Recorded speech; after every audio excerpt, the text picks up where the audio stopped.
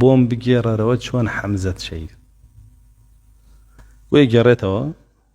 بۆ ڕەسوڵ الله صلی الله علیه و سەلەم فرمێسکە ڕێژێ وی گێڕێتەوە لە لای بەردێکە خۆم حەشاردا تەماشای حەمزەم کرد کەسێک لە سەرە کافرەکان یەتە بەردەمی فەرمێ شمشێرێکی لێیە تانیوە دوو کەرتی کرد هەر یەکسەر نەبەهێز بوو فەرمێ هەچی سێرم بەرزە کردەوە ئەمویست پشتم تێکا من ڕمەکەی خۆمی تێگرم چونکە ئەگەر ڕووی تێ بکردمایە هەیبەتێکی هەبوو نەمەتوانی درسام لێی وا فەرمێ ئەگەر نزیک بوومایەتەوە لێی هەرگیز نەیە هێش بە سەلامەتی دەرچم چونکە فەرمێ کەس دی نزیکە بوو یەکسەر جەنازەکەی خست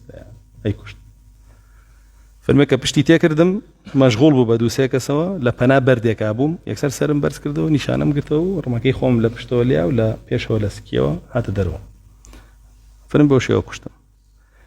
رسول الله صلى الله عليه وسلم سربر زكاة كلمة في فرمي أتواني دمو چاوي خوتم بيشان ني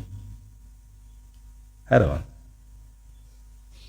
أو هم رقوت ربوني كهيتي إخواته لكاتك كأتشيل سر جنازة حمزة أوستي سويندق أخوا فرمي أقر دسم بقى بقريش حفتاك سيان واليك موكو حمزة أو آيات دابزي وإن عاقبتم فعاقبوا بمثل ما عوقبتم ئێسەدەسی گەشتەوە بە بکوژەکەشی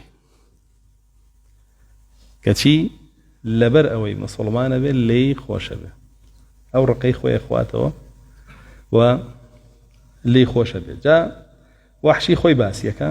طبعاً قورسترین عقوبەیە تۆ بی بە سەحابی کەچی نەتوانی دەموچاوە پیشانی ڕەسوڵ الله بێ صلی الله عليه وسلم